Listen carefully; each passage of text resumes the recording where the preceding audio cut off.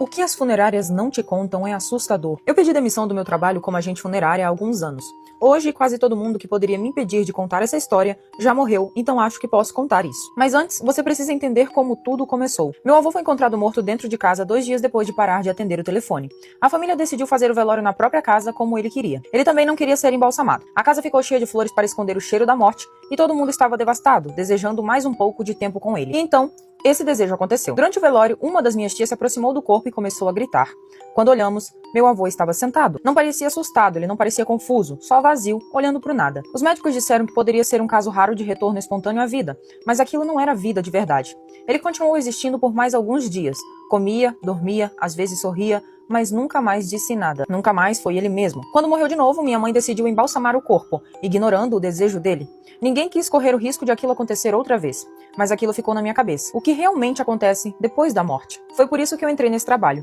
No começo do estágio, éramos 6. Ao longo do tempo, fomos diminuindo. O trabalho era pesado demais, corpos mutilados, acidentes, crianças. No fim do primeiro ano, só restamos eu e outra garota, a Gia. Foi quando o diretor Nave chamou a gente. Ele não parecia feliz. Disse que aquela noite seria diferente. Entregou uma pilha de documentos para assinarmos, termos de confidencialidade, autorizações estranhas, coisas que nem faziam muito sentido. Mesmo assim, assinamos.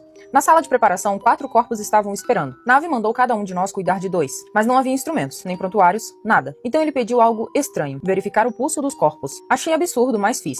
O primeiro estava completamente morto. No segundo, por um momento, eu senti algo como um batimento. Mas quando tentei de novo, não havia nada. Achei que fosse coisa da minha cabeça, e depois disso sentamos com Nave. Ele parecia nervoso. As horas passaram em silêncio, até que ouvimos um som, um gemido. O corpo que eu tinha examinado começou a se mexer. Nave imediatamente pegou uma faca e entregou uma para cada uma de nós. Naquele momento, o corpo se sentou. Os olhos estavam abertos, mas não havia consciência ali. Era o mesmo olhar vazio que eu tinha visto no meu avô. Nave explicou rapidamente. Alguns corpos voltam, geralmente no 3º dia, mas não são mais pessoas. E o pior, alguns são violentos. Ele ordenou que a gente atacasse. Eu hesitei, aquilo parecia muito estranho, muito errado. Mas quando me aproximei, o homem sorriu. E de repente, agarrou meu braço com uma força absurda e tentou me morder. Foi nesse momento que eu percebi. Aquilo não era alguém vivo. Era outra coisa que tinha voltado. Nave conseguiu cravar a faca no peito dele e o corpo caiu imediatamente como se tivesse sido desligado. Depois disso, ele explicou tudo. Nosso trabalho ali não era só preparar corpos, era garantir que eles não voltassem. Embalsamar e congelar não era tradição, era prevenção. Alguns voltavam calmos, outros atacavam, mas nenhum deles era a mesma pessoa de antes. Tivemos a opção de ir embora ou ficar, e eu fiquei. Por curiosidade, por querer entender mais.